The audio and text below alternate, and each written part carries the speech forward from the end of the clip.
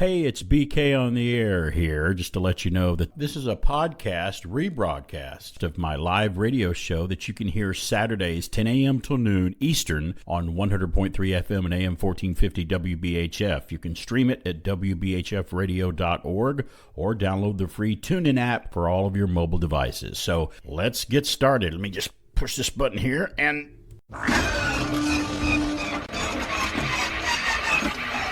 Okay. All right. Let's try this again. Here we go. Stand by to receive our transmission. As God is my witness, I thought turkeys could fly.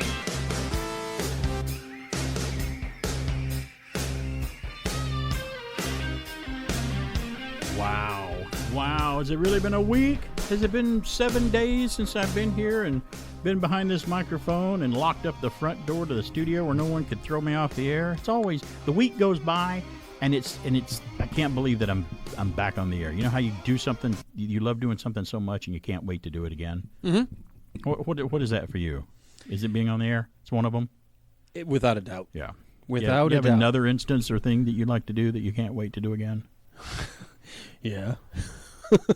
You talk about it off air? Yeah. Okay, good. Gotcha. All right. I do enjoy talk that. about that. So I enjoy. I know you do love working in your backyard. Yes, I enjoy being on my computer. I look forward to that. Good. I enjoy a good cup of coffee. You like being busted on your computer in the middle of the night watching something by somebody. You told me about that. That was I got fun. busted. Air guitaring. It wasn't what you thought. He's in there air guitaring to a song. He gets busted at 2 in the morning. 1 o'clock in the morning. What are you doing in there? I felt the looming presence in the doorway. The looming presence. That's disgusting. What are you doing? But the funny thing is, she goes, I was actually more appalled that you actually stayed up late watching music reaction videos. I think I'd be less appalled if you were looking at that something like dirty or something. I'm like, oh, that's expected. He'd do that, but air guitar, being an idiot and weirdo and He's stuff. listening that's to great. the song that he knows by heart, and he's just watching people react to it. Why is he? That's a waste. That's not a waste of time. Everybody goes, wouldn't you love to have all the money back that you put into quarters that you played video games doing, or all the things that you bought as a kid that you no longer have? That was, you look back and you're like, God, what a waste of money that was. I'd love to have all that money back. I don't look at it that way. I look at it as that was money well spent that entertained me and made me happy. Right. Now the amount of money that was spent, you can argue about that. But I'm like, no, if I could go back and do it all over again, I'd still take those quarters and play those video games. Because it was a fun time to do that. If anything, I'm mad at myself that I didn't get better faster and get more value out of my quarter. Alan, how many quarters did you pump into that Dragon's Lair machine trying to play? And Dragon's Lair wasn't Dragon's a Lair quarter. was $1. It was $1. It was 50 cents, I think, when it first started. But it was For a me, buck. It was a buck. When it got introduced, and I remember my buddy, who was still my lifelong best friend, he's like, you got to check out this video game. Like, we were big into D&D and everything. Right. And it was at an ice cream parlor, Dragon's and we were Lair. like, goes, you got to come on, you got to check, I'm like, how much is it to play? He goes, it's $1. I'm like, it's a that cartoon, game's man. got to be amazing if it cost $1 to play. And it was. Dude. I mean, it really was. I got so happy if I could make it more than 3 minutes. And that's including the opening title credits. Dragon's Lair, the fantasy adventure where you become a valiant knight on a quest to rescue the fair princess from the clutches of an evil dragon. You control the actions of a daring adventurer finding his way through the castle of a dark wizard who has enchanted it with treacherous monsters and obstacles. In the mysterious caverns below the castle, your odyssey continues against the awesome forces that oppose your efforts to reach the Dragon's Lair. Lead on, adventurer. Your quest awaits. Well, there's a lot of classic arcade places opening again with classic arcade and pinball, and I spent my I guess it was my birthday gift certificate Mrs. BK got for me, and I actually got to go to the local one in Kennesaw called Portal Pinball. Got to go to that one and go in and play. And they have a Dragon's Lair. They have a machine there that's got both of them in it, Dragon's Lair 2, and Space Ace. It's all in one cabinet. You just pick which one you want to play. Really? Yeah. And you go in there and I noticed something. I started playing Dragon's Lair.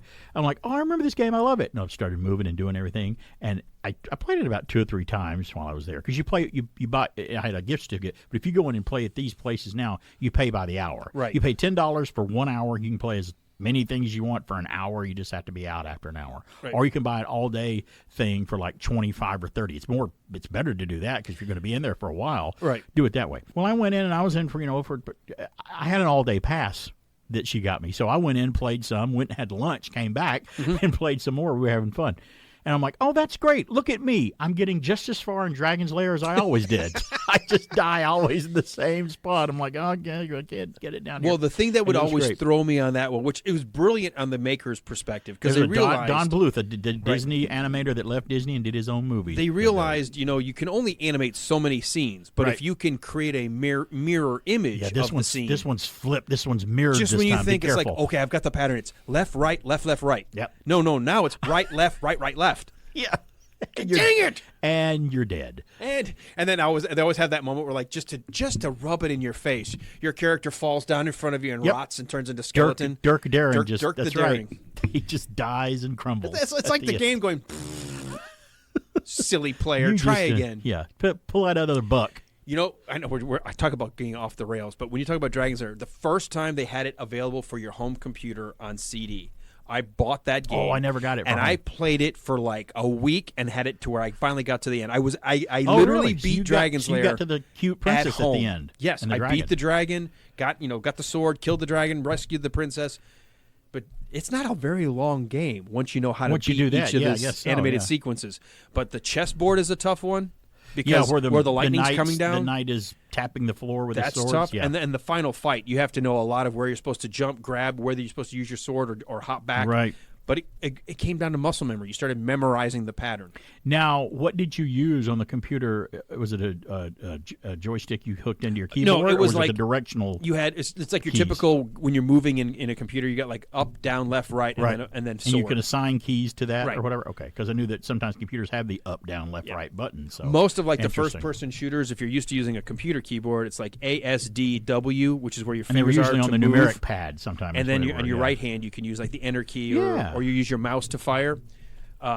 So anyway, yeah, it was awesome to play. I was much better at the other game. The other one was called Space Ace. And Oh, it I was more of a horrible sci-fi at one. Space Ace. And for some reason, I took to that one even better. Well, that was the fun. That was cool that you could sometimes power up and become the strong guy yeah, again, but still and then die as him. Yeah, oh, of It was course. weird. I'm like, wait, why is the big guy dying? I thought he was invincible. Right. So, but he was invincible to a lot of stuff. How we got on that, I'll never know. But that's the show.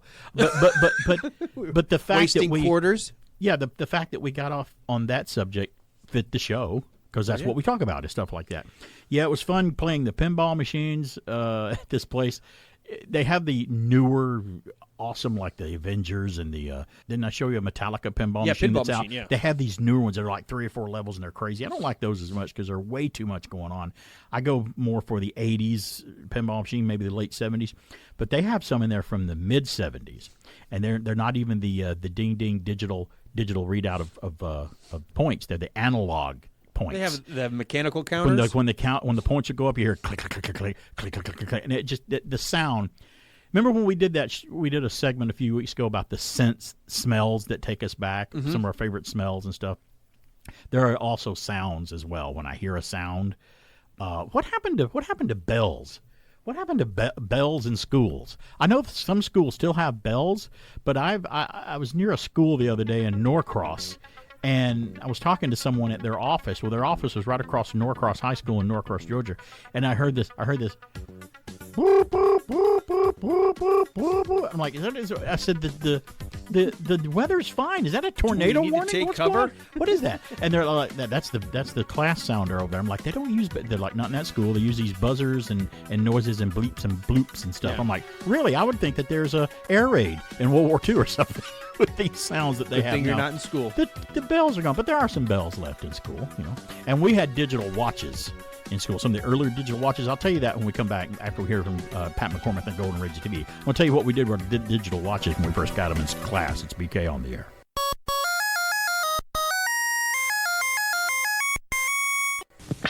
And now, these messages. Maxwell House's coffee you can count on. Maxwell House, good to the last drop. Maxwell House is Good taste. Maxwell House is Good feeling. good to the last drop. Maxwell House. Maxwell House, coffee you can count on. Always smells good, always tastes good, always good to the last drop. Maxwell House is Good friend. good to the last drop. Maxwell House. Payday! I get $325. Not enough. You owe $600 on your bill.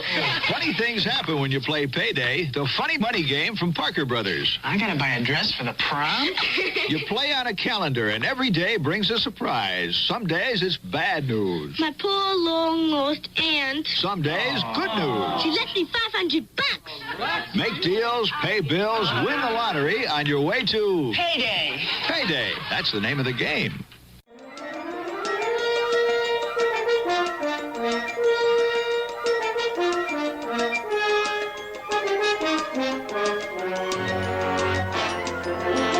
Greetings, fellow classic TV fans. That's Incredible aired from 1980 to 84 for a total of 5 seasons. The premise was to showcase extraordinary and unique human accomplishments and abilities, from extreme sports feats to unusual talents and inventions. The main hosts were John Davidson, Kathy Lee Crosby, and Fran Tarkington. It also featured a rotating cast of celebrity guest hosts. The show's popularity was due in large part to its captivating content, which featured everything from daredevils performing death-defying stunts to people with incredible physical talents. That's Incredible was one of the earliest shows to popularize the format of showcasing people with rare talents and paved the way for shows like Ripley's Believe It or Not and America's Got Talent. Another fun fact about the show is that the opening theme was composed by Frank Gari, who also wrote one of the most iconic jingles ever for the U.S. Army, entitled Be All That You Can Be. That's Incredible was a groundbreaking show that captivated audiences with human interest stories mixed with crazy good human feats. Its legacy lives on in the many shows that have followed in its footsteps, and its impact on popular culture cannot be overstated. This is Pat McCormick with your Retro TV trivia from the Golden Rage of TV. Be sure to check out my YouTube channel at Golden Rage of TV and my Retro TV radio podcast, available on most popular podcast platforms. And now back to BK on the Air.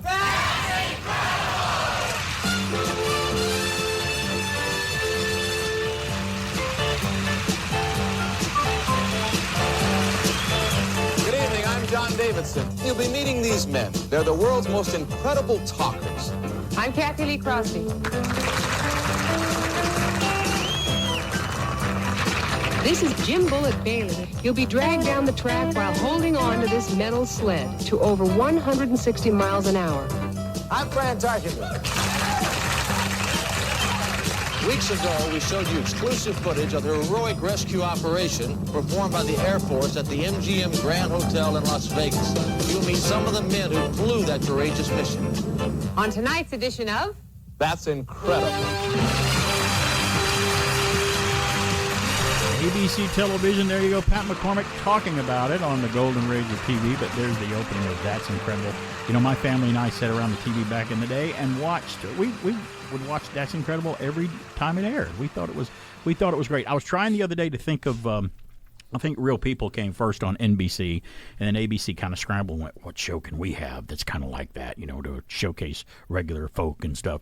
Let's just make one and call it That's Incredible. CBS had one too, and now I cannot remember. It was the least successful out of all of them because, you know, if one network does something, well, the other one's like, we got to scramble to do the same thing. Let's do something like that. Probably suffered from these people are kind of okay, might be worth watching, not necessarily as gripping as a title. These are not so real people that aren't so incredible on CBS. Coming up next on CBS, some okay people doing some interesting things. That's what it was. It was like a show that was not as good about people say the darndest things. Or, no, that was kids say the darndest things. Kids. That's a different one. So That's Incredible. And I told you while Pat was doing his report there that when it came on, they would all introduce themselves and say something. She's like, I'm Kathy Lee Crosby. I'm John Davison. I'm Fran Tarkington. And as a kid, I'm like, who the heck is Fran Tarkington?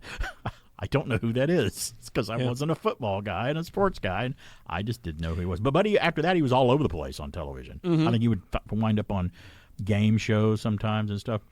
But ABC, that's incredible. And by the way, did you know, I don't know where you heard this or not, but Pat's going to be, I don't know if he's there now, but he's coming up. He's going to be going to a General Hospital reunion, I think that's cool. In Hollywood or Los Angeles or somewhere. Because as you know, or you may or may not know, Pat McCormack played a rock and roll musician, part of a band, on the television series General Hospital. A fictional band. So yeah. Well, it's kind of like what they did with Rick Springfield, right? Did they have, he was, what soap was he on? They brought him in. Remember. Like his plot line was, that's right. Here's a rock star. Was his General Hospital too? It might have been. It was one of those soap operas. For some reason, I'm thinking it was on. General Hospital. Yeah, it might have been. And they were like, you know what? You are a better singer than an actor. Yeah. And then he was on Battlestar Galactica as an actor, as Apollo's brother who gets killed in the very first episode movie. And he had some movie I remember because my best friend's Hard mom to Hold. wanted to go see it because he was like a rock musician trying to get Hard to the music. Hold. Okay, Hard to Hold. I think that in the 80s, and it flopped. And it was it. And I was like, stick to music. Yeah, and he did. And he did. He was good at it. He was a very, very big success at it. He had a Filmation animated show in the early 70s called Mission Magic, where he played a singer. He sung songs in like 1971 or something, and it was an oddball kind of a show, but he was animated. I think it had live action parts and animated parts of him, and he started even way back then singing on television in a Filmation cartoon on Saturdays. Mission Magic. That's crazy. I can honestly tell you, it may spring a memory when I hear it. I have no memory. I don't really remember it. I think it came and went pretty quick, but now looking back on all of Filmation's history, I think it fit right in there at the time. Do you believe in magic? 'Cause I believe that I do. Yes, I can see, I believe that it's magic. If your mission is magic, your love will shine through. Do you believe in magic? 'Cause I believe that I do. Yes, I can see, I believe that it's magic. If your mission is magic, your love will shine through. If there's one thing that the world needs, it's a magic singing song, and I'll teach it to the whole world and make them sing along. Do you believe in magic? 'Cause I believe that I do. Yes, I can see, I believe that it's magic. If your mission is magic, your love will shine through. If your mission is magic. I got to share a little something with you. Whoa, I'm getting messages from Pat right now, confirming or denying the fact that we make stuff up as we go. No, he was on General Hospital. So was Ricky Martin when we were on. What is it about General Hospital wanting rock and rollers?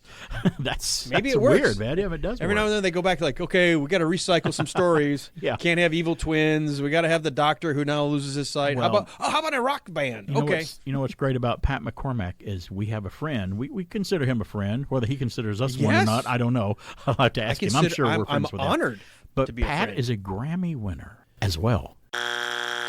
He won a Grammy for that. And he is the most awarded person I know personally. And that's considering you and I have Gabbies. A what? Oh, yeah. Okay. That's true. Well, he not going to get one this year, though. So no. I noticed that the early thing came out. We're like, no. Okay, we won't be going to the awards. If I think about it, I've probably got more friends that have done a lot more interesting things because I haven't done many interesting things at all. Pat won a Grammy. Walt Into Darkness was in a Star Trek movie. Not just any, Star Trek. Yeah, and I don't care if it was a movie that I didn't care for or it's not the old Star Trek or whatever. He was in a Star Trek film. And that's all I needed not just to know. on set, in it. Talked to the director, interacted with him. I mean, I'm a little jealous. I'm telling you, I love that. Just a hair. I mean, if you sat there and said, "Hey, we're going to put you in a movie that you're not a big particular fan of," I'm like, I don't care. I'll be in it. I said, it doesn't matter to me whether I like it or not, or I'm a big fan of it. Acting, I want to be in it. Right? I want to wear pretend. I want to wear a silver jacket, have a man purse. I like my Merce that he's carrying. It's got his Merce. Futuristic. It's futuristic, and we've covered it before, but I'll remind everybody out there: if you're ever watching Star Trek Into Darkness, the second film in the Kelvin timeline of Star Trek, J.J. Abrams verse, they call it. The USS Vengeance, the giant battle, weird-looking, crazy battle starship that Peter Weller is in command of, falls in within the Earth's atmosphere and crashes into Alcatraz Island near San Francisco and Starfleet Academy and headquarters. Well, as it's about to crash, the scene cuts to a shot of like the campus or downtown San Francisco, and the camera will pan back slowly as people start to come into frame to look. It's like a very dramatic shot, and they're obviously looking at this starship coming down to hit or whatever. And right in the center, you'll see a guy come into the center with like a silver jacket and like a man purse bag, and he's looking on with horror. That's Walt. That's the scene that he's in. He's actually featured pretty prominently in the middle of the shot. That was part of winning that contest. Is you get a prominent. You're not just way back there in the background. Right. You're right there in the foreground and stop in the center, and he's there. That was a good direction to give them if that's what he said. Yeah, because it's a horrific thing happening. Because obviously they weren't crashing a starship for them to react to. No, did you know that they didn't do that? They're not sinking. They didn't really crash something. They're not going to sink it in the reef like they do old ships and at sea. You're like, we're going to create a reef in San Francisco Bay and sink this starship here. Yeah, no, it took Alcatraz Island out, or prison. The nearly took out the bridge. Nearly took out the bridge. That bridge, in movies, I never. Who would live? Number one. In movies, who would live in New York? Who would live in Gotham City? Who would live in Los Angeles? Who would live in these big cities in these movies? Because they're always the target of something going on. Right. It's terrible. I wouldn't want to stay there. But I feel kind of sad. And I told you before we went on the air today that I'm sad. Why do I feel sad about movies? Got to correct one thing. Is he still texting you? Yes. It was Pat an McCormick? Emmy Award for television. Oh, Emmy. I'm sorry. I thought it was a Grammy. You're right. Well, they both ended. Because it's music, you would think Grammy. They both sound alike. Well, yeah. Dumbass. Grammy, Emmy, Tony. Yeah. You got them all. So he won Emmy Award. He's a multi-award winner. That's great. We can say he won a Grammy, too, just sort of sounds cool. I think it sounds better. Oh, well, okay, I think fine. Pat needs to work on that. We were talking about how we've never won a Grammy. Well, that's fine. We never won an Emmy either. So Right. that makes it even worse. Never won an Emmy, never won a Grammy. Oh, never got a dinner. But I did get once a couple of cold chicken dinners with a Gabby. You did, which was fine. And if it's free food, I never care. Everybody's like, that food's not that good. I'm like, I don't care. It's free. It's free. It just makes it different somehow. I didn't have to pay for this. I'm going to gobble it up. Well, I said I was going to talk about, but before we went to the break last time, let me make sure I follow up on this. I was talking about being at school, how there's no bells in schools anymore. There are buzzers and weird things and air raid sirens. When digital watches first came out, me and a couple of friends had one, and they were quartz. We got them down to the second when the bell would ring at the end of the day. Mm-hmm. We could sit there on our watches and watch. And 1 minute we'd count it down. Our teacher would get mad. We're like, the bell's about to ring. We can't do any more at 10. No, we'd do a New Year's Eve countdown, and like 1, blam, and the bell would go off, and all the kids would look at us like, when's it going to be over the class? Well, they check with us. We'll tell you.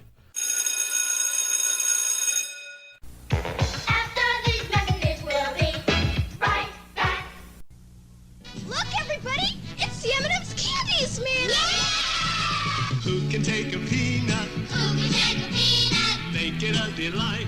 Make it a delight. Cover it with chocolate, then candy coat it right. The M&M's man. The M&M's man. The M&M's man, and he adds a lot of love to make it all taste good. And you know the milk chocolate melts in your mouth, not in your hand. To say that you behave childishly is an insult to children everywhere. And now, back to the guy who secretly thinks J.J. Abrams did the best job with any Star Trek movie, but he'll never admit it. It's BK on the air.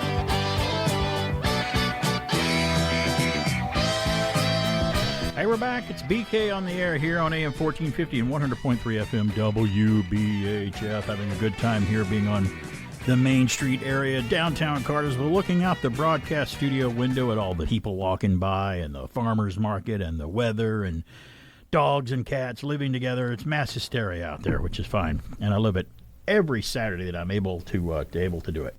But it's time now that we ask the audience of the news, the weird, the strange, and the bizarre. And oh, look at that. I have the first news. From UPI, a Mexican candy company earned a Guinness World Record by creating a massive marshmallow weighing more than a grand piano.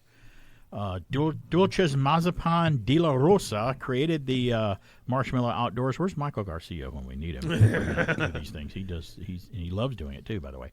They created the Marshmallow Outdoors at Plaza Fundadores in Guadalajara as part of the I didn't do that bad on that one. As part of the celebration surrounding the state of Jalisco's 200th anniversary. The company said it took a team of about 100 people around 53 hours to prepare the giant fluffy treat. The marshmallow weighed in at 1,429.47 pounds. That's a big marshmallow. More than a 1,058-pound Steinway D274 grand piano, Guinness World Record said. Now, where's the giant graham cracker and the giant bonfire? Right? Makes them the most biggest, ginormous s'more ever created. I like it. So, there you go. All right, I've got the next news. You know, it wasn't until I was an adult before I tried a s'more like that. I usually toasted marshmallows around the campfire and did this, that, and the other thing. But I'd always heard about it. But we never really did it because we never took graham crackers or whatever you're supposed to take to make s'mores. And I finally had one later, and they were pretty good. I had one maybe in my teens. But why did it take us so long to have one? You'd probably just roast marshmallows only, right? Well, here's the thing. I'll never forget. We were talking because someone was talking about it with my parents. They said, hey, let's roast s'mores. And my mom went, what? Yeah, what's Which that? is why I didn't have s'mores. They're like, you've never had s'mores? And I was like, I've never even heard of s'mores. Yeah. Remember s'more cereal? Yeah, but I never had s'more cereal. I had s'more cereal after having s'mores. But that's not what I'm here to talk about. You said give me s'more. Give me some more. I'm here to talk about UPI. A mail delivery has been temporarily suspended to a Texas neighborhood due to a dive-bombing hawk that has been targeting postal workers. Oh, really? And, by the way, anybody else who goes outside. Wow. That's a ticked-off hawk. Yeah. He's like, you canceled me in the second season of Buck Rogers. What a bummer. The fact that I pulled that one out totally belongs on this program, so you're fine. I'll give you an award after we're done. That was great.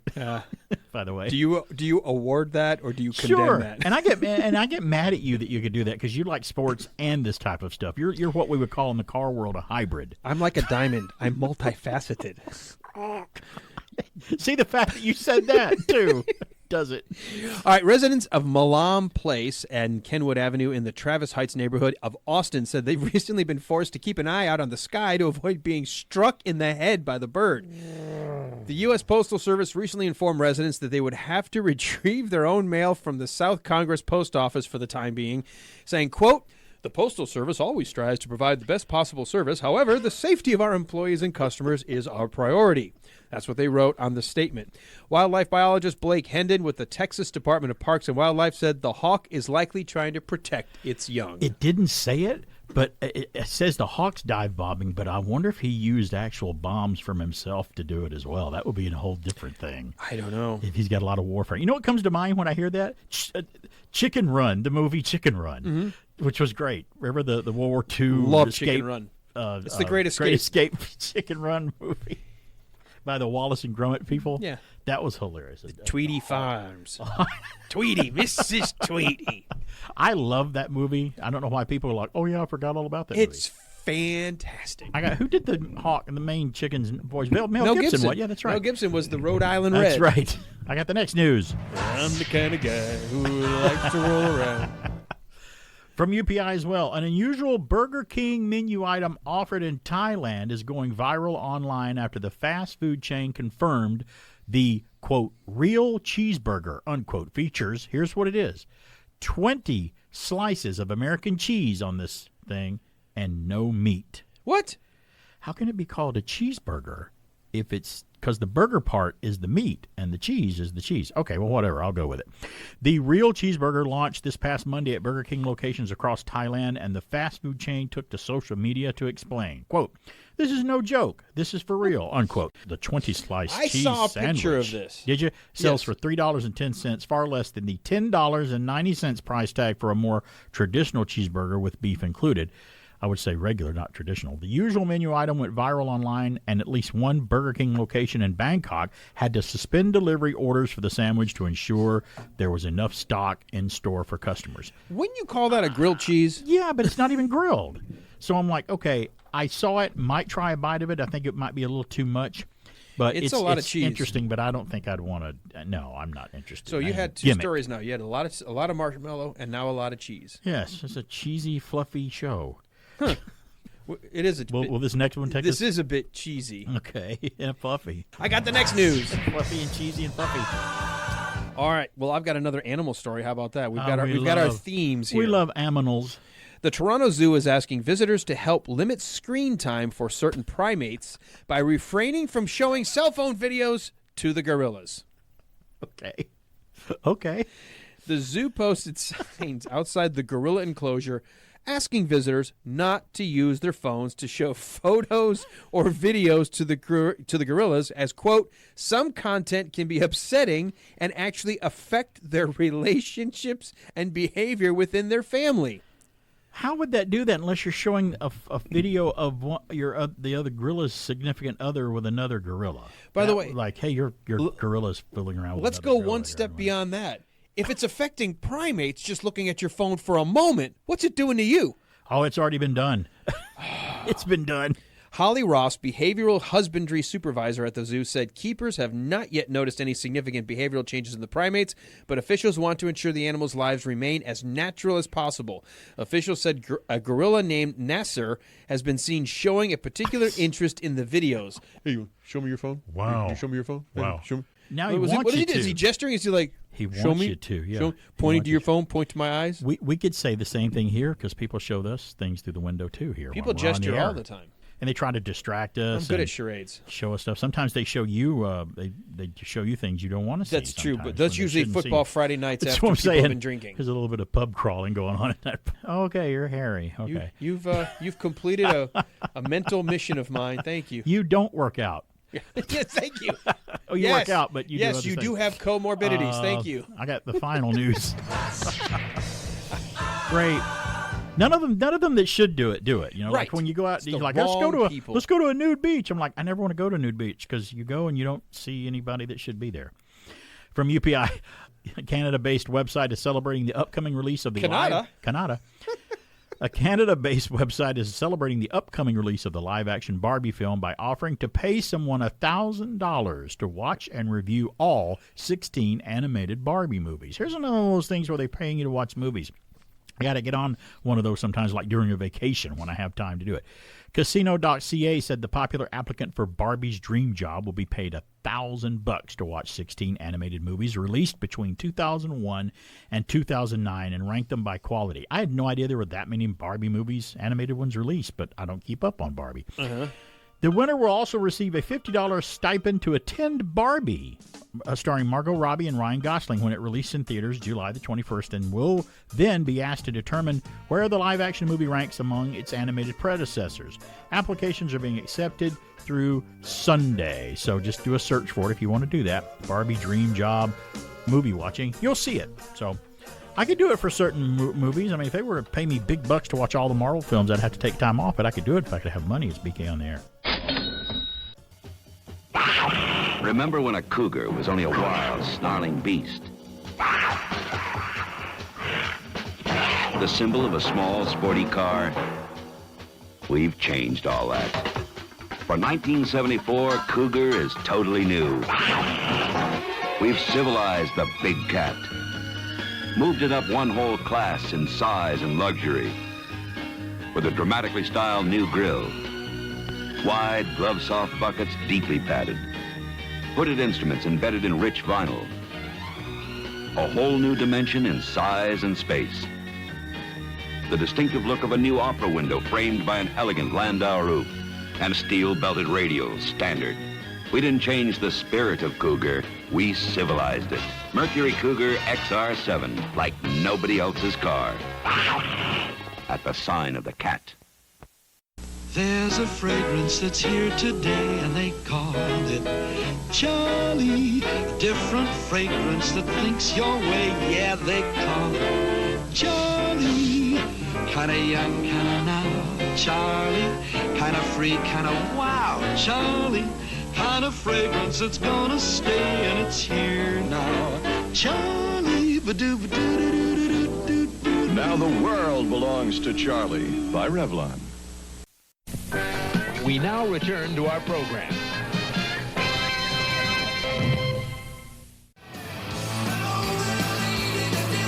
we're back. It's BK on the air here on AM 1450 and 100.3 FM WBHF. Yeah, we got a little live from Daryl's house there. That's a show that I've still been watching on YouTube. It was on a few years ago. Now I think they've got all the episodes up. Daryl Hall of Daryl Hall and John Oates, which was included in our quiz last week. One question that seemed to stump both of us on there because we didn't know where they met in college. Got it wrong. But Daryl Hall has a show called, he had a show called Lives from Daryl's House. I think he does it still on a limited basis on YouTube. It's where he gets together at his studio, wherever it happens to be. I don't know where it is, but he's got this barn. It's this recording studio where he has guests show up. Mm-hmm. Rock and rollers of different genre and different groups that he knew while they were doing their music that he admired, and he wants them to come up and jam with them in his band, and they'll do Hall & Oates songs with that person, and they'll also do their songs with them as well. That was from the one where Cheap Trick came up there. I was hanging out with them. It's a great hearing Daryl Hall do his kind of singing part in a Cheap Trick song or a ZZ Top song or whatever group happens to be there, and then hear them do let's sit in on Maneater or Private Eyes with you and do it that way. And it was a very interesting made for an interesting show. Then they take a break in the middle of the show to show some stuff that they're cooking that you can make, like barbecue and stuff like that. It was actually a really, really good show. And all these guests that would come up there and meet Daryl, and some of them knew him, some of them didn't, and they knew each other just from being rock stars of the 70s and the 80s, and they'd occasionally cross paths. They would also, they'd interview them at the end, and I why would they say anything bad? But every time they would interview them after it's over, they'd go, Daryl's band that was playing with us, they're some of the tightest, awesome sounding bands that we've ever heard. He goes, they did it best than anybody else could ever cover it with us, and they thought it was great. And if You're better than we are. If you never heard it, somebody might have said that. They didn't have ZZ Top up there. They had Billy Gibbons, the main guy was ZZ Top, and he was up there singing with them. And it's fun to hear someone take a different take on a song, and I don't like it when they ruin it. Sometimes they've ruined songs before. Like David Lee Roth. If you've ever heard him like in concert or something later on when he tried to do a Van Halen song, you're like, okay, David Lee, please don't make this sound like it's in Vegas. Right. Because I was that's there. not. Oh, yeah, you went to the Midtown thing I when went he to was the there in Midtown Atlanta, Music right? Festival when I stayed. Like, that was the band I wanted to hear. Please. And you were highly disappointed in him, weren't you? I heard a lot of people walked say away that. apologizing to my kids. Sorry we stayed this late. This Sorry is not I made what you this is listen supposed to to this. sound like. It's not what Everybody this is else that was like the lead up to that act was so good. Yeah. It was the letdown. Just don't change it to the point where it's unrecognizable or whatever. So, yeah, I had one more. I kind of had one more news flash that I wanted to do here. This was left over from last week, but it's still. This is interesting because you'll see why I had it because of you and I. From UPI, an Australian-based radio personality broke a Guinness World Record by hosting a show. Here's another one of those that lasted 55 hours and 26 minutes on the air. Mario Beeks, who is originally from Croatia, hosted his marathon talk show on a live 90.5 FM, the station where he has been the host since 2009, it says. Beeks, who also hosts the motivational podcast Life the Battlefield, it's called, that's the name of his podcast, was not allowed to include music, commercials, or calls from the public during his attempt, making for what he told Guinness World Records was a very unusual radio show. Yeah, well, how can you do a radio show without commercials? You're going to have someone pay for it, but I don't know how that happened. The long broadcast included interviews with several guests and pieces of advice offered to the audience. A doctor was on hand to monitor Beeks' health during the attempt. Sometimes we think we need Dr. Tim Ryan to stay here to monitor us. We've done all-night broadcasts before, and I'm telling you, by the time I've been up for 24 straight hours, I've got this weird, buzz around my face, and I'm feeling as if my mind is starting to fold on itself. I can't imagine going 2.5 days. Well, looking at you right now, you got a little buzz around your face. I don't know what that is. That's different. Is that get back in the bathroom? That's Did you have to go to the different. bathroom? The show's final time of 55 hours and 26 minutes earned Beeks the record for the longest audio-only live stream, a record previously set. I think we had this record before. We talked about it, I think, in 2020. The previous record was 53 hours and 1 minute by British radio hosts Matt Hall and Dan Rasmussen in 2020. So there you go. I always thought that we could probably do it. I mean, we've done broadcasts at charity events where there are runs and stuff for charity events. We've done that before. We've gone. It took us a while from beginning to end when we do our Halloween show. Granted, that's only 3 hours, but we get here early, and we usually leave late. So I think if we planned it and trained for something like that and made it a media event to where, hey, BK and Alan Sanders are going to try to break a record at WBHF, and if we could get WBHF behind us to try to do that. Yeah, right. Like that's going to happen. We could do it and make it a PR event. I think that would be kind of fun. I think the way it worked, based on what I'm hearing there, is by bringing guests in, that gives you a chance to rest your voice. Sure. You ask a question, let them talk. You say, here you go. Here's your question, and go for 10 minutes, and I'm going to take a quick nap. Right. And I understand that it says he wasn't allowed to play any music. I'm sure that meant he couldn't DJ songs and play songs. Right. He could probably have music coming back. Well, he couldn't even have music coming back from a break because he didn't have a commercial break. So, but I got to imagine if they weird. did stuff like we do, like say, hey, check out this song and how it sounds like this song. And if play you're doing a snippet. a bit, yeah, you could probably get away with that. And he probably he had such I'm guessing, I didn't do it. So he probably planned all this out and had an itinerary of guests lined up to come in at specific times, rotate them out, and keep going. I'm going to go out on a limb here. I'm not certain about a lot of things in my life, but I'm certain that I or we, if properly planned, could break it.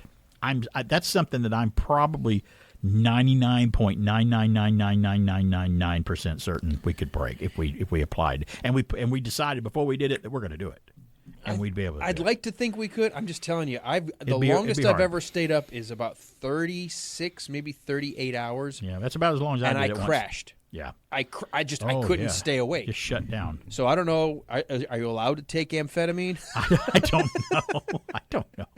Are you allowed anyway? I think that, and I don't know if I'd want to do that because I'm like, well, if I just start drinking Red Bulls and energy drinks to keep myself up, that would complicate it even more because that would be very, very, very hard on my 57-year-old body that I don't like doing things to now. Right. So I don't know if that would be healthy.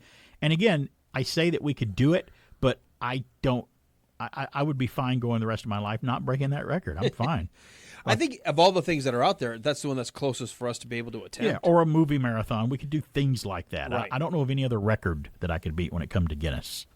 Yeah, You know? I'm amazed when you bring up these people of like, this is their 75th Guinness. I'm like, what? I can't even think about one. How many records? And sometimes they break their own record. Right. And I'm like, okay, but what I find more astounding is you just said it. People who break different records constantly. I'm like, so you move from this to that to this. How does that have anything to do with that? Usually, you think it would be something that you're really good at and can do. Right. No, how did you go from pulling a bus the longest link with your hair, which someone just broke that? I saw that. That's a real thing on Facebook. I just saw it on Guinness's Facebook page. To over here. Wrestling with a bear for an hour and a half. How did you go from that to reading the most books within a 24-hour period? They're all completely different. Mm-hmm. There's something that are completely different. And by the way, before we went to a break, I said that I was sad. I am kind of sad. I do want to say this, but by the way, another squirrel. Speaking of, we're watching Secret Invasion on Disney Plus, which is the latest Marvel streaming show. I'm enjoying it. I think I'm speaking for you that you're enjoying it as well. Really I'm behind on the latest episode. I'll watch it tonight. But someone was spotted on the set of the new Captain America film, by the way, which is filming here in Atlanta. And they changed the name of the movie. It started out as for the longest being referred to as Captain America: New World Order. And I heard that term. I'm like, that's not a very good. I don't know what that means, but that doesn't sound right. I don't like that. So they changed it to Brave New World. That's what they like changed. that better. The title was changed, and it's a much better title. Mr. Tony Stark himself was spotted on the set in Atlanta of the new Captain America movie, Robert Downey Jr. Now, that could mean he's Spotted in town. as in he hung out and He's in town. He had a beer with Anthony Mackie. He's hanging out. He's here. Maybe he's here filming a completely different film because there's a lot of films in production here all the time. Well, not right now. Well, true. Yeah, this was last week. But yeah, but technically they're in production. They've just halted. Let's all have a moment for the writers and the actors strike. Okay, that's long enough. Move on. You want to hear something really funny? Side tangent to that. He was in town. You hear? The prequel to Game of Thrones, the House of the Dragon, House which of I'm the Dragon? enjoying. Yes. So they've just announced, they said, well, we don't expect the writer's strike to affect us because we've got a mostly British cast. They're still working on season 2. Well, good. They're like, you know forward what? to it. You may not have anything in the fall to stream because of all this nonsense, Right, but we're right. going to bring you Which means we're going to have something Rise to of the watch. Dragon. That's HBO Max. That's Max, House right? of the Dragon. Yeah, that's HBO Max. Yeah, or Max now it's called. Max. Yeah.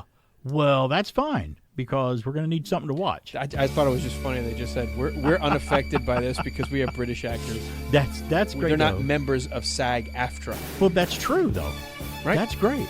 And I didn't think, oh man, how am I going to enjoy this as much as I did Game of Thrones? Game of Thrones was such a great show, and I came in late on it and binged it after the show was over and watched it and really loved it.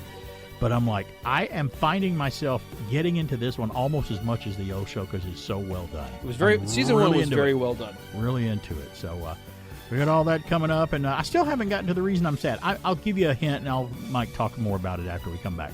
Indiana Jones, a beloved franchise, not doing anywhere near as well as it should. And I don't know why I feel bad, but I do because it's a beloved character. It's a movie franchise that I love, and it's not doing well. And I'll talk a little bit more after the break. Arnold Schwarzenegger, I didn't do the whole story, but he says he doesn't think the Terminator movies are over. He thinks he's over with them, though, and other things. I got some Beatles AI news, too, coming up. Here comes the king of beers. Here comes the king. Here comes the king. Here comes the big number 1. Here comes the king. Budweiser beer, the king is second to none. When you say Bud, the king is coming. Let's hear the call. When you say Bud, you said it all. When you say Bud, you said it all. Here comes the king. You'll discover a mountain of taste when you try the cool and crunchy Dairy Queen Peanut Buster Parfait. Or try the rich and creamy smooth Banana Split. All Royal treats are on sale now for only $1.89 each. Land of Dairy Queen, we treat you right. I will not. Yes, you will. I will not. Yes, you will. I won't. You will. I won't. You will. I won't. You will. I won't. You will. I won't. You will. I won't. You will. I will. No, you won't.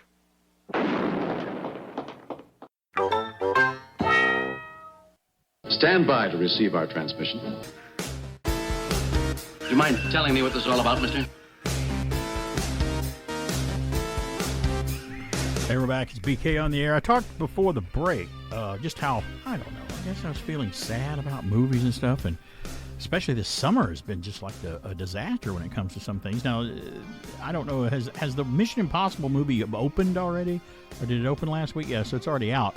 So I'm like, I think it's probably going to do well because that seems to be your James Bond action go-to now. But I feel kind of sad. I feel kind of sad about Indiana Jones tanking the way it is because I know Alan Sanders is here with me, but you haven't seen it yet. But I've seen it twice now, and my opinion didn't change much after I saw it the second time. I still give it like maybe a 6.5 out of 10, which is not bad. But it certainly wasn't the disaster I thought that the last film was. But we talked about all the deciding factors that made this movie tank and bomb the way it's bombing. You know, whether the audience likes it or not, it still has to make money to come out ahead, and it's not going to do it. I left the theater and I rechecked the box office stats, some of the updated stuff. The budget for Indiana Jones: The Dial of Destiny, and they're putting estimates up here because they're not releasing the actual numbers.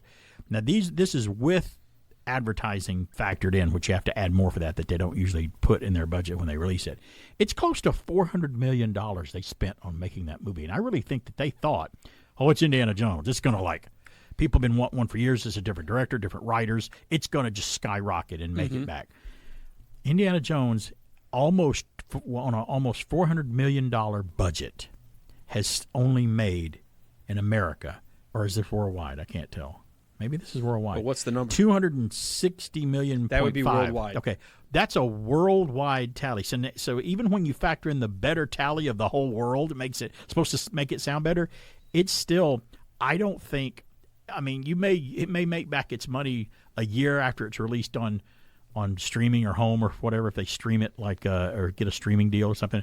But I think this is going to be considered one of the biggest bombs that's ever released, along with The Flash that just came out. Disney's got a bad track record of late. That's really bad. And I don't think it has anything.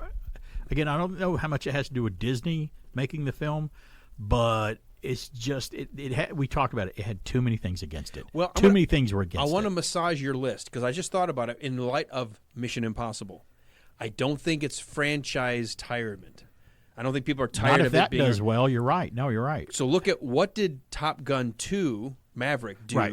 But everybody was like, everybody kept saying it's a non-woke movie. Right. It makes you feel good about America. It doesn't have it doesn't politicize a particular enemy. It's just a bad guy. Like we don't even know who the country is.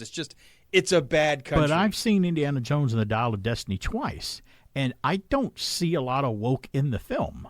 I don't see a lot of that. And it may not be. I think it may be the association. But your woke thing is right when it comes to some things. You can factor that into a lot. But we talked about how many things are wrong that were against the Dial of Destiny. It may not be woke Indiana Jones, but Disney's been painted with the woke Disney brush. overall, yes. Oh, yeah. Overall, and I think there's a lot of yeah. people who are like burned out of Disney trying to push an agenda. And so it could be that they're not going to give Indiana Jones the benefit of the doubt because of the woke agenda. But I'm just kind of sad about that. I'm like, wow, it's just movies and the state of movies in theaters. Now, granted, we've had 2 blockbusters this year so far, which means you can still have a blockbuster, but still, it's different now. Even if 2 blockbusters come out, it used to be more than 2 would come out. I think Mission Impossible will be number 3. But it you're might right. Be. We'll have to look at There have been several movies that were touted as or marketed as everyone's got to go see this, and but people saw it. I was looking at Mission Impossible even since my better half, Mrs. BK, is trying to watch all of them before she maybe catches the new one and streaming it or something. She wanted to refamiliarize herself with all of them because I think she said she maybe had seen them back in the day but doesn't remember. My wife and some people don't remember movies like we do. I'll go in and I'll just remember a film. I remember where I saw it. I remember this. I remember that. Mm-hmm. But she has to go back and revisit them, which is nothing wrong with that. The normal person is that way. We're not normal. So that just means that we're not the normal person. True. But she's watching them again, and I've been watching them on and off as she's watching. I'll be in the living room doing something else, but it's on, and I'm like, oh, that's an interesting scene. That's pretty cool. That's nice. Did you know? I think that it was the third film. I think J.J. Abrams directed, and the only one he directed, right? I think that one or the one after it. I can't remember the Ghost Protocol. Ghost Protocol that's was right 4. after it. One of those is the one that made the least money out of all those Mission Impossible films. What that means, I don't know. But one of them was the most underperforming of all of them, either the third or the fourth one or something. Yeah, I think that so John Woo probably made a lot of money because it was John Woo. John Woo was the second one, yeah. Yes, but a lot of people look at it now and go, that is a horror. And it is. It is so bad, I just skip over it. Well, she's watching them. I'm kind of halfway watching them. There was a sequence in the fourth one called Ghost Protocol, and I'm watching it where he's on the giant hotel in Dubai, the tall building, where he's having to scale down it. And I'm like, and people that... And he did that for real, by the way. If you watch movies like that and go, oh, that's over the top. That's ridiculous. That would never happen. I'm like, think about the title of the film that you're watching. It's called Mission Impossible. Right. You're not going to Mission Impossible films. Mission Impossible films are not Tom Clancy films. I mean, I know Tom Clancy's are a little more based in reality and what's going on for real and more of a realistic type presentation. But Mission Impossible films are 100% escapism. Just go to the movie, have a good time. Of course, you couldn't do that.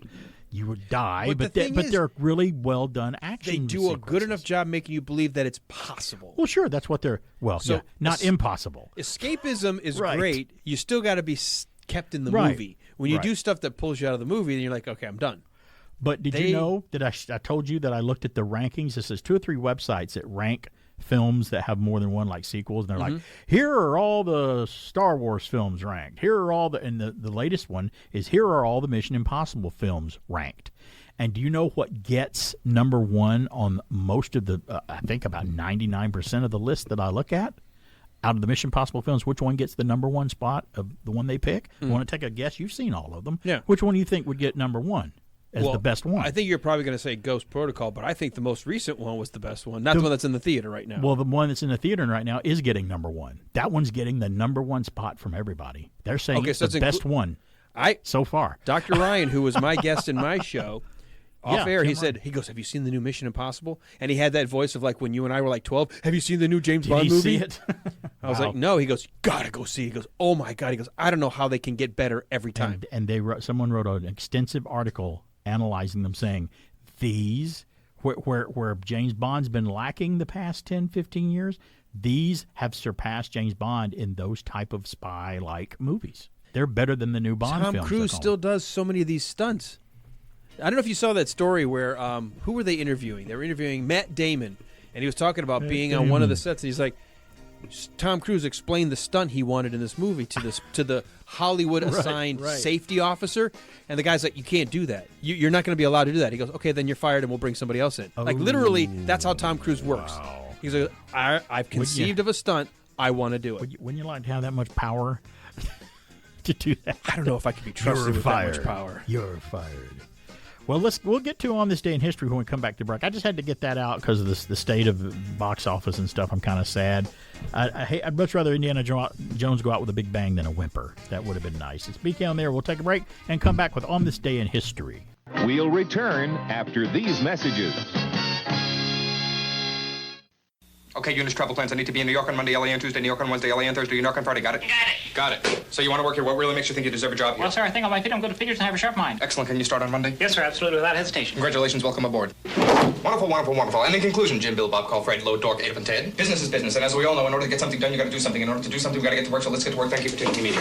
Petey, you did a bang-up job. I'm putting you in charge of Pittsburgh. Pittsburgh's perfect. I know it's perfect, Peter. That's why I picked Pittsburgh. Pittsburgh's perfect. Peter, may I call you Pete? Call me Pete. Pete. There's a Mr. Schnittler here to see you. Tell him to wait 15 seconds. Can you wait 15 seconds? I'll wait 15 seconds. Congratulations on your deal in Denver, Dave. I'm putting you down to deal with Dallas. Don, is it a deal? Do we have a deal? It's a deal. I got to go. I got a call coming in. Hi, Doc. Just dealt with Don. In this fast-moving, high-pressure, get-it-done-yesterday world, aren't you glad there's one company that can keep up with it all? You got a deal. Good. I'm putting you down to deal with Dick. Dick, what's the deal with the deal? Are we dealing? We're dealing. Dave, it's a deal with Don, Dork, and Dick. Dork, it's a deal with Dave, Dick, and Dave. Don, it's a Dork with Dick, Dave, and Dick. Gotta go, Dave. Disconnecting. Gotta go, Dick. Disconnecting. Gotta go, Dan. Disconnecting. Federal Express. When it absolutely, positively has to be there overnight. Not every great movie or great arcade game makes a great home video game.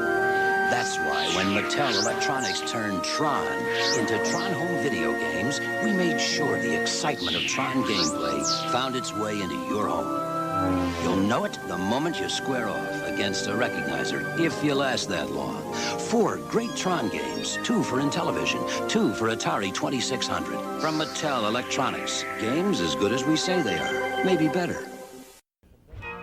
And now it's time for Reflections with Brother Gold.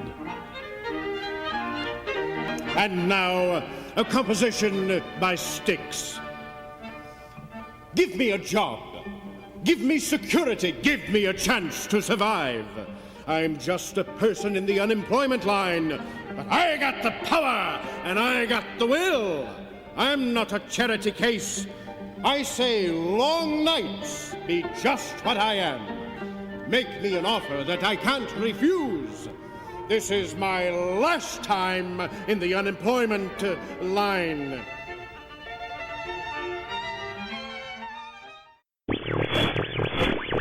You are listening to BK on the Air on AM 1450, FM 100.3, and online on the Tunein radio app. Now, back to a guy who'll make you feel really young, mostly because he's so old. It's BK on the Air. You can stream us from our website at wbhfradio.org. Unless if you're not anywhere close to the station, you can always fire up that website and listen to us there. I want to do a little On This Day in History. Today is July. Is it July the 15th already? I always say that. I can't believe it. Through the month. 1948. Alcoholics Anonymous was founded in Britain on this day. I'm not anonymous. So, sorry. I think you should be about something. 1960, Chubby Checker releases his version of The Twist in the U.S. Think of how many songs have come out that created a dance. Mm-hmm. Do the twist. Do the hustle. Do the chicken dance, or whatever that. Do the locomotive. That bridal thing. Locomotion. Locomotive, which was it called? Loca something. That's great, crazy how that can happen and spawn a dance. What's the other country one that got on my nerves? What was that one? Oh, there's so many line dances that just go. Line. I always call those Borg dancing because they're all of a collective. It's like I thought dancing was self-expression. Everyone you move just dance, exactly but no, the you same. have to do this exactly the same way over and over again because it's a Borg type country line dance. Yeah, you will be assimilated. Grab me a beer. Cotton Eye Joe. Yeah, that one. 1965 on this day in history. Think about this. The Mariner 4 sends back its first pictures of Mars on this day in 1965, and we wouldn't land there until the Viking probe in 1976. And now we're talking about missions to Mars. Yeah, and a movie. Who directed Mission to Mars? Was that Brian Ridley De Palma? Scott. No, it was Brian De Palma, I think, that directed Mission to Mars. I'm thinking the different. I'm thinking the one with Matt Damon. I can't. I have to look it up. Where he was left and he was trying to survive. By the way, did you see the The Martian? Right. Did you see the trailer for Napoleon, the new Ridley Scott? I did. Which had been wanting to. I think Stanley Kubrick had wanted to do that a long time, but now Ridley Scott is doing it. 1968, One Life to Live. The soap opera premieres on TV. That's one that my mom watched. Boy, did she watch a lot of them. 1968, Fantasy Records releases the self-titled album of Creedence Clearwater Revival on this day. Their first album came out on this day in history. And, buddy, they were a powerhouse group, and they just couldn't stay together long. You know, the two guys, it was John and I can't remember his brother's name, John Fogerty. They eventually, and the record companies got together, and they just destroyed that group, and they broke up and never looked back. Mm-hmm. It was terrible. 1983 on this day, 50 years ago, Every Breath You Take was #1 by the Police on the charts. Great song. Did I say 50? 40. It's 40. 40, sorry. I did that again. I always want 40 to be 50 years ago. I don't know why that is. Stop 73. aging us faster. 73 is 50 years ago. No, 1983, the Police, Every Breath You Take, 40 years ago. Still a great song. They make stalking sound so romantic. I know, and people that use that song as a wedding song, I'm like, it's a stalker song. Don't use it in your wedding. It's foreshadowing. 1976 on this day in history. Let's go back to 76, the year of the bicentennial. The Jaws ride at Universal Hollywood opens for the first time on this day in history. Wow. Back in Universal Hollywood. Orlando wasn't even so built a year yet. after the movie drops. After the movie. It was that popular. They wanted to get that out there. Let's get a Jaws and ride. I think it's closed. I know they closed the one in Orlando. Definitely. And I think the only one left is Universal Japan. I think still has a Jaws ride. 1988 on this day in history, a movie premiered, which you and I are. I would say that we're a fan of this movie. They have already killed one hostage. This channel is reserved for emergency calls only. Do I sound like I'm ordering a pizza? High above L.A., a team of terrorists have seized a building. Oh! They're ready for anything, except a New York cop trapped inside. Come on to the coast. We'll get together. Have a few laughs. Bruce Willis, Die Hard. But all things being equal, I'd rather be in Philadelphia. Rated R. Now playing in selected cities. Starts Wednesday, July 20th at theaters everywhere. Yeah, I don't think of Die Hard being rated R, but it was. It even seems kind of tame. It said in that ad July 20th is when it aired. Yeah, but I don't know why that would air that, but it said July 15th was the actual opening day. Now, some places, maybe it had a limited opening. Some people have soft openings or whatever, but that's when it actually premiered, was July the 15th. Die Hard, Bruce Willis and Alan Rickman. You know that movie, if you go back and look at the original posters, like when it was being advertised, oh yeah, they didn't have his face anywhere on the poster. No, the star of the earlier posters was the building.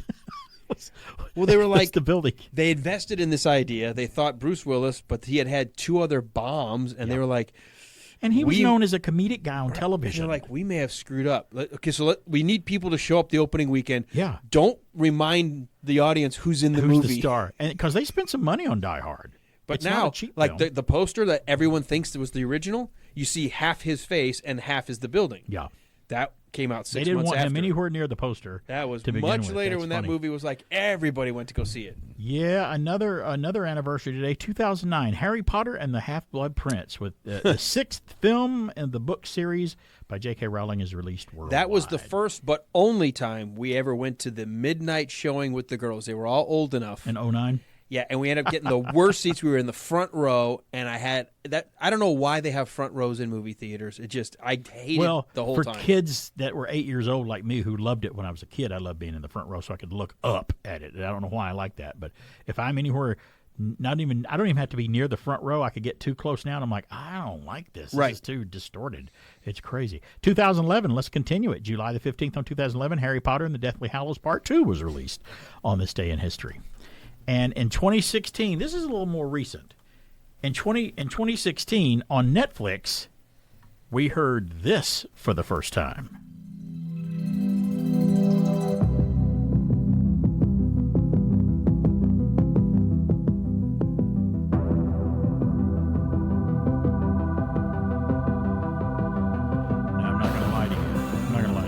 first heard that for the first time, I thought, John Carpenter movie coming on. It sounds like John Carpenter music from a John Carpenter production of some The kind. guys who put Stranger Things together have their pulse, or have their finger firmly on the pulse of what it was to be an 80s kid, a Gen Xer.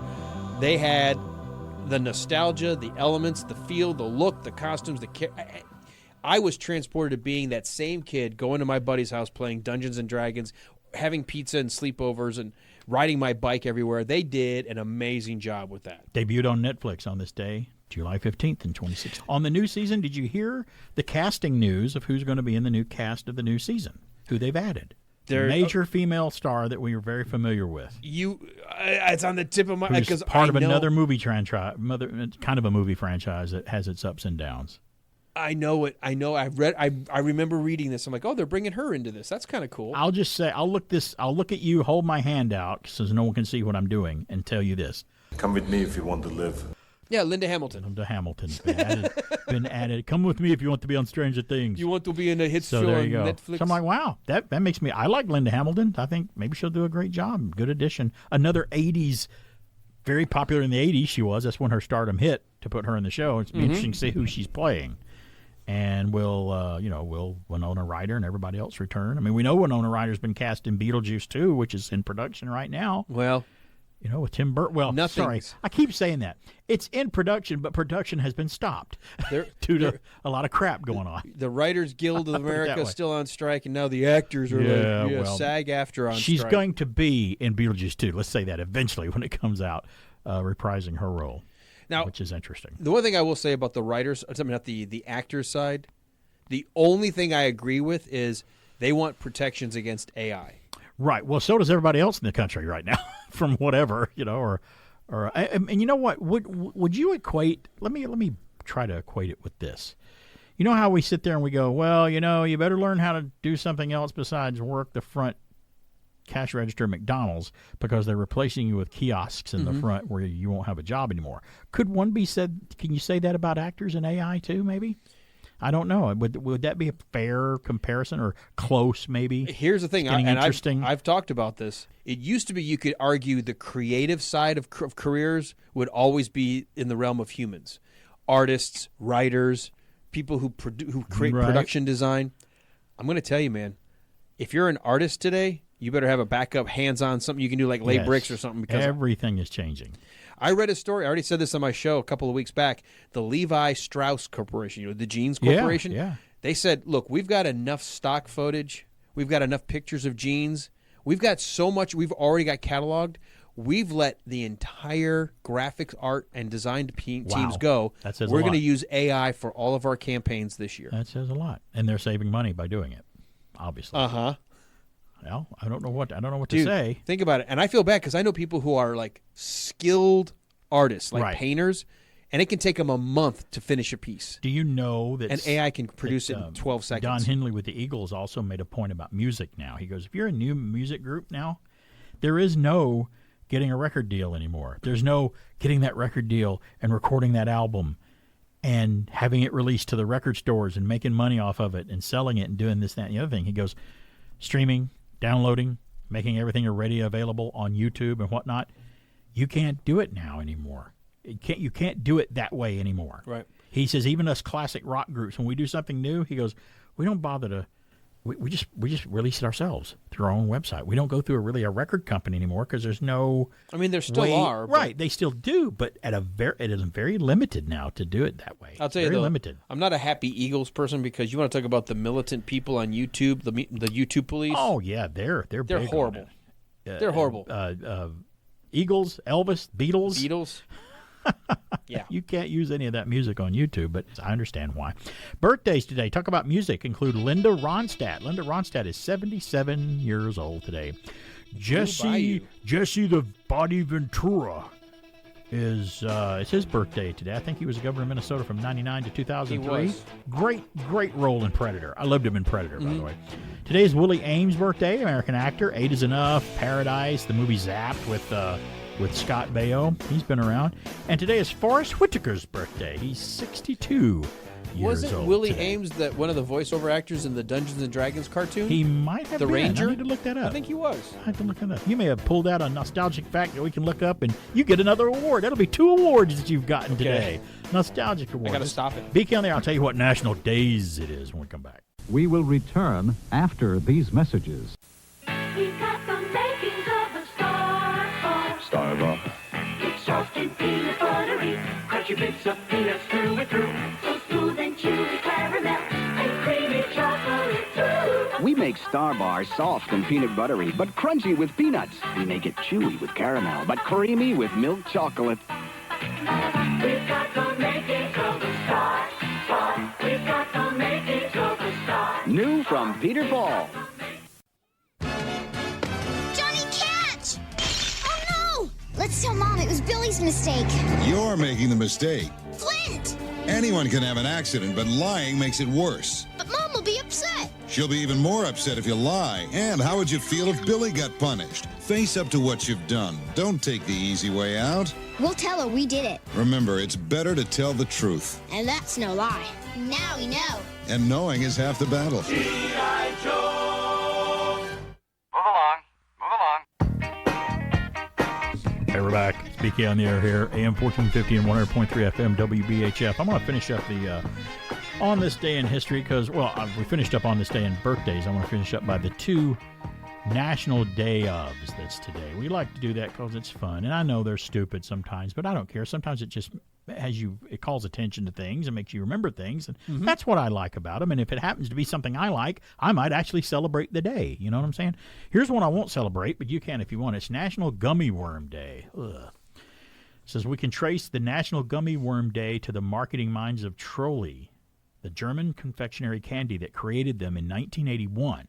On July the 15th, according to some sources, they were cheeky. They were a cheeky response to the gummy candy, the popular gummy bear, which originated in 1920 in Bonn, Germany. That's when the gummy bear candy started. Why do I think that was something that was invented in the 80s? Well, gummy worms were in 81. But no, I thought the gummy bears were worms were a result of the gummy bears. But I didn't Gummy candy, the gummy bear, 1920. It's I older like than you the think it is. sour worms. I like the gummy sour worms. I like sour candy, but I just don't like the gummy texture. I don't know why that is, but some people like them, some people don't. That's like watermelon and honeydew melons and things like that. I didn't think I'd ever run into someone that did not like watermelons, because when I take a bite of a ripe, really good watermelon, it's so refreshing and sweet and good and stuff. My wife doesn't like them. Some people don't like that texture that they have, and some people don't like mayonnaise, but I understand that because I only like mayonnaise used very sparingly. But mayonnaise, I don't have a problem with mayonnaise. Yes, it's okay. And today is a day that I, and sometimes you, celebrate every day of our lives. I, and sometimes Alan, it's National Be a Dork Day. A dork, by definition, is a person who generally lacks social skills and tends to have eccentric interests and hobbies.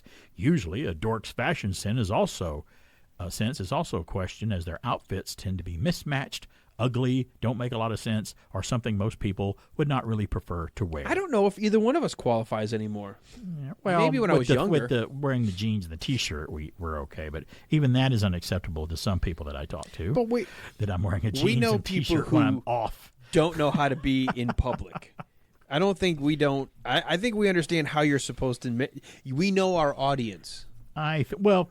Again, if I'm in a room full of dorks and have an audience full of dorks, then that's I'm okay. fine. Yeah, we can do that. But that's okay. But I can be socially acceptable if I'm somewhere where people are not of a like mind of me. Like if we go to a party that's a academia get together from a college standpoint and a university type thing, and I happen to be with my better half, I can kind of walk the walk and talk the talk by usually keeping my mouth shut. I just usually say nothing. What I do, yeah.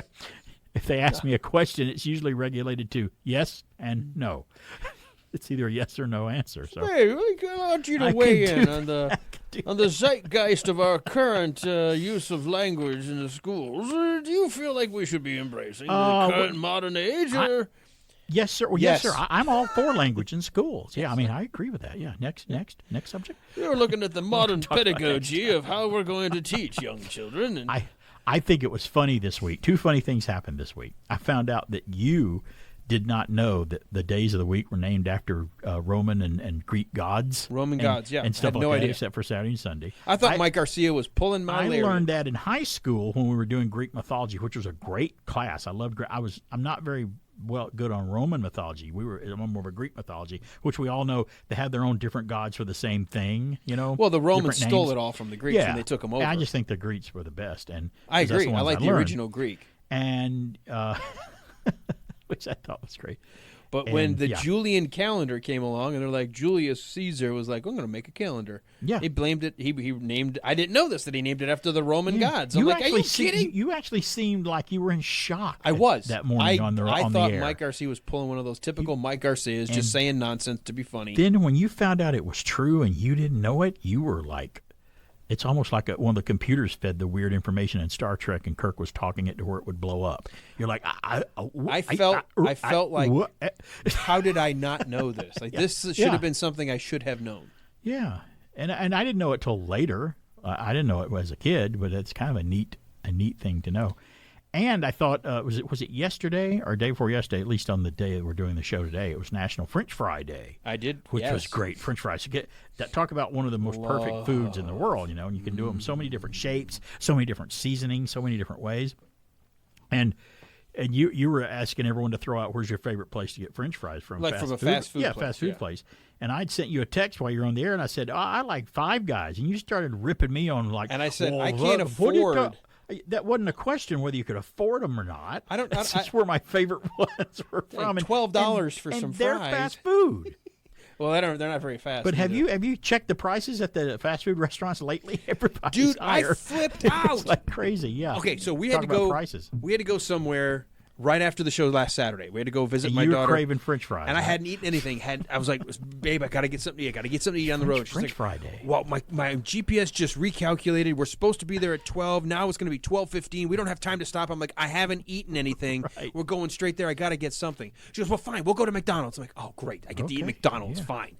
Like, just get me a Big Mac and a fry. No drink. Just a Big Mac and a fry. Oh, yeah. $8.42. I'm Boom. Like, yeah. For a Big Mac and a fry? Yeah, dollar menu. One of each? Dollar menu at McDonald's is gone. It's been gone. Dude, I was like, I'm like speechless now. How is it that much for a burger and a fry? Even if it had McDonald's? come with the drink, it was the combo meal. It still wouldn't have been. Still would have been. No, more. it's still been that much. Yeah. Yeah. I'm like, what the? That's what's going on. Yeah, it's crazy. They're like, you don't want a drink? I'm like, I got water. I was used to going through getting a combo meal, like whatever, like give me the number 2, which is basically like a burger, fries, and a drink. And I'm like, okay, I'm used to paying, like $3.99, $4. Yeah. No. And I'm wondering. I certainly didn't think it was going to exceed $5. I'm wondering, is it ever coming back? No. I don't know if this is maybe the new norm. No.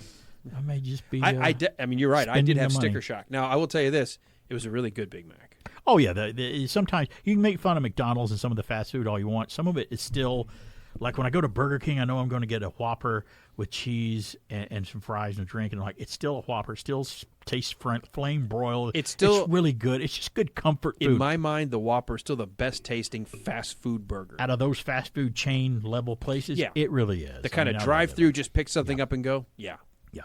I mean, it's when you're hungry and you're hungry. Now I can tell you this: I'm not used to eating that kind of calorie processed food anymore. Oh, did it not set well with you, lad? No. 4 hours later, I'm still burping and tasting Big Mac. I'm like, oh. Yeah. My wife's like, you hungry? I'm like, no. We went to lunch with my cousin. I'm like, I think I'm just going to get an appetizer. You're like, no, I'm still experiencing the Big Mac right now. There we go. There's the Big Mac again. Yeah, it did not go down well. I mean, it was okay. I didn't get sick or anything. Five Guys fries are incredible because of what they are and how they make them. Now, if you want to talk about, if you want me to go back and go, okay, I'll go back to like a little lesser of a fast food. I'm with you on Chick-fil-A. Yeah, Chick-fil-A. But afford, then maybe not that one because they're pretty high too now. But Chick-fil-A I'd rather is spend great. $8 on a chicken sandwich and their fries versus I'm just the talking Big about Mac. fries only. Yeah. If we're just ordering fries, yeah, Chick-fil-A. Five Guys, Chick-fil-A. I still love McDonald's fries. If they're fresh, they're still those fries, man. They're still good. You mentioned Wendy's. I think Wendy's has is good better. Fries. Burger King is okay. There's a chain right now called Wingstop, and they sell chicken and chicken wings, boneless wings and stuff. And their fries are almost on the level of Five Guys. They're really good. Never heard of Wingstop. Really Wingstop is really good. I think I don't know if there's one here in Cartersville or not. There's one in Ackworth. There's places all over the place. Wingstop is great. So yeah. French fries. This shows you how my conscious decisions 10, 15 years ago, that I don't even know the new fast food places. Like I just don't do that. Come to me. I still know all about the fast food stuff. Well, you're learning. You're learning to stop. In fact, I'm eating to learn less. I'm eating less. and smarter. Doesn't mean I'm not. I told them I'm not giving up everything. I'm not giving up this. I'm going to still eat that.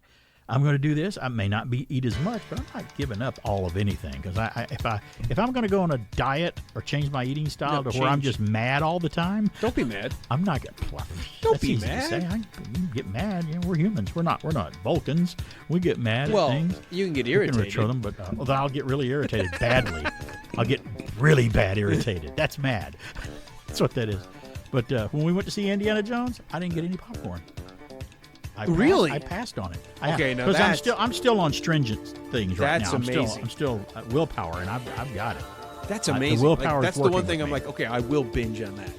I'll go back to eating it soon, but it'll be that's the only time I'll drink a soda is if I go to the movies. That's the only time Mrs. BK will too. Stay on target. We're too close. Stay on target.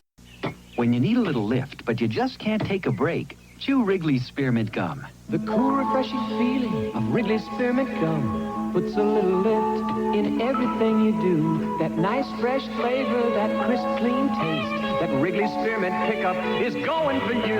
Wrigley's Spearmint Gum really keeps you humming. Wrigley's Spearmint Gum keeps you humming along. Wrigley's Spearmint Gum really keeps you humming. 16 million times a day, people everywhere enjoy a refreshing little lift chewing Wrigley's Spearmint Gum. The cool, refreshing flavor that keeps you humming.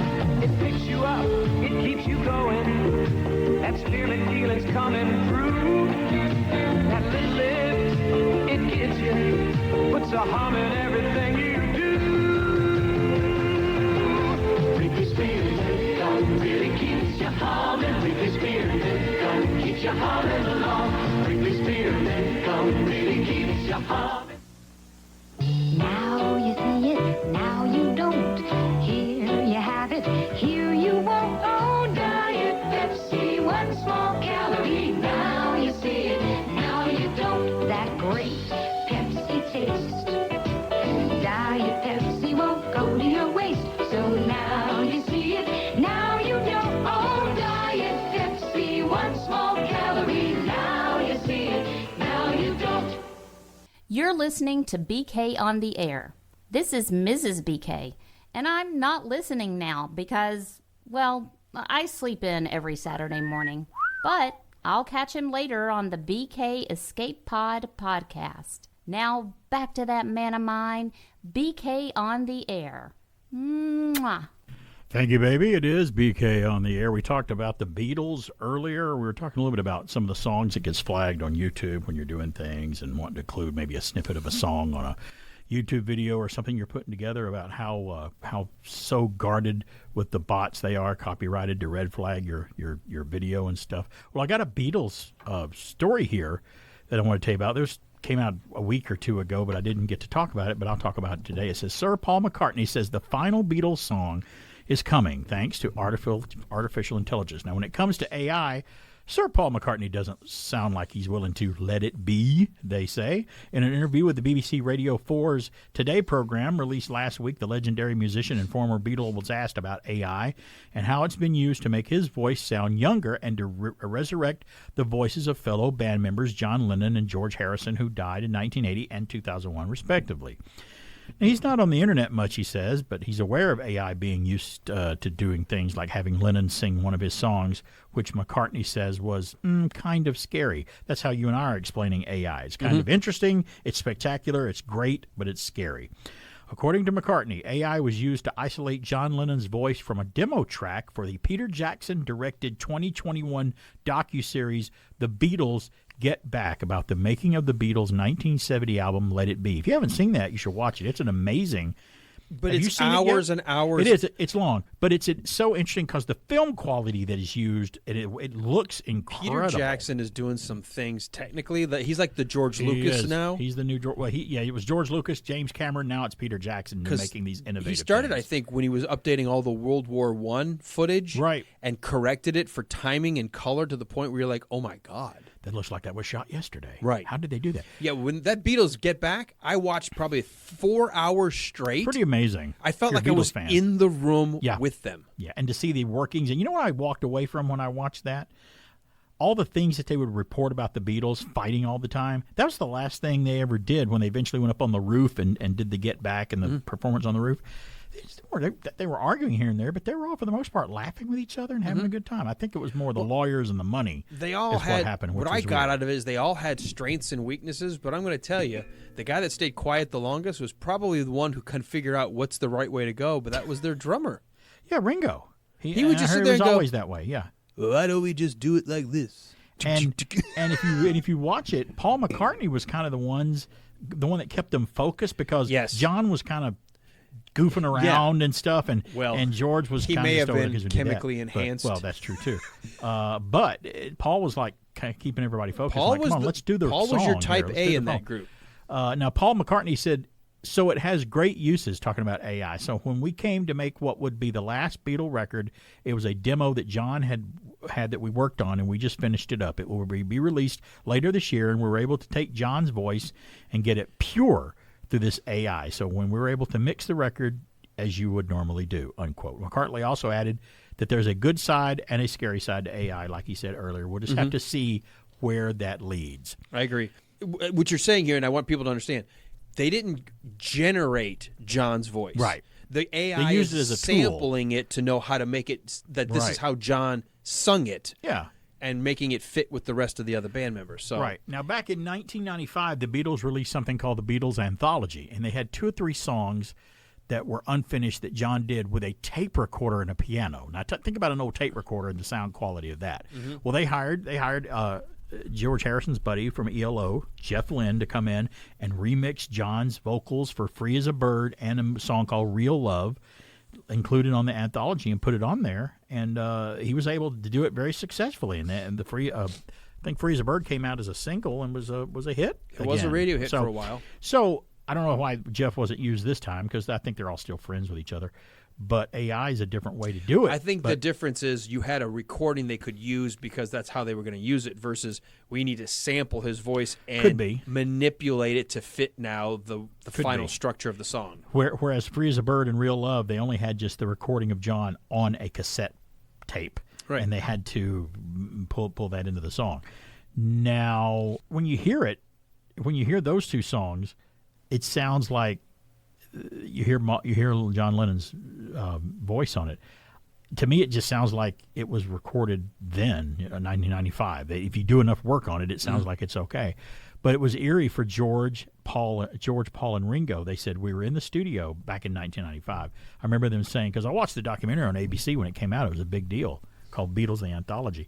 They're like, we had John. John was there with us. He goes, he was in our headphones, like he would be. We just couldn't open our eyes and see him over there on the headphones. That were like, if we could just close our eyes, it was like it was in the old days. He's singing his part, we're singing our part, and they all give Jeff Lynne big hug and a way to go, you did it, blah blah blah. And Jeff Lynne goes, he said I ruined several pair of pants working with him because I wanted to work with him so long. Because Jeff Lynne's one of the biggest Beatles sounds. Listen to Mr. Blue Sky and some of the ELO songs. You can hear the Beatles influence on him and what he did. But that's interesting. You got AI. I'll be interested to hear this song to see what it sounds like. Yeah. But there's AI being used again for something that's interesting. But Paul McCartney says it's interesting but scary. What he says is absolutely right. There are great positive uses for it. But the problem is you can use those same things for bad things. Isn't that true for everything? I mean, Yeah. we joked about when the first telephone came out, there was always going to be that first joker to make that obscene phone call. Don't know when it was, but after Graham Bell invented the phone and someone started using it, somebody somewhere made that first obscene phone call. And people are like, "Oh, I'm off the internet. I don't like being on the internet. I'm not on Facebook or social media anymore. I hate it. It's just a cesspool of crap." I'm like, it is if that's all you see. I said there's always going to be somebody out there using it for that reason. but I don't let it affect me, and I don't play by that rule. Right. You know, I don't let it be that. It is what you make it. There are and let it be. in what I do, which is Let it more be, of the the hard Beatles. news. I have people from all over. I don't know who they are, if they're Yeah. even a real person. I don't let it, because you're right. I could choose to let it bring me down. I could choose to let Right. it. No, I say I talk about ELO. Don't get me down. We don't let it bring me down. I don't let it. We let it be like the Beatles. We just it is So- what it is, and we choose. Tim Andrews of Radio Labyrinth. He didn't know it, but he said something to me that I thought, oh, that was nice of him to say that. He goes, what did he tell me? He goes, I love the stuff you post on Instagram and social media because he says you don't get down into the troll doldrums and address all the other crap out there. You just keep it what you do. I'm like, thanks, Tim. That's just what I want to do. I love that. So it was And good that's coming perfect. from him. That's exactly doing that. That was cool. So I want to do one more story. I got news for it. I should have done this for the news flash, but I just learned about it. This is interesting. This is a story. It's from Fox 5 Atlanta, and Dr. Victor Frankenstein or Frankenstein, whichever one you want to say, he would love this. And here it is. Listen to this. Fox 5 Atlanta, sure it's off the Fox News feed. Surgeons in Israel performed a miracle surgery and managed to reattach a boy's head after he was hit by a car riding his bike in a Jerusalem hospital, announced this week. Wait, what? Suleiman Hussan, a 12-year-old Palestinian from the West Bank, suffered what is known as an internal decapitation with his skull detached from the top vertebrae of his spine. So he didn't get cut off like all the way around. Right, It's but- all the internals became disconnected. Dislodged. Yeah.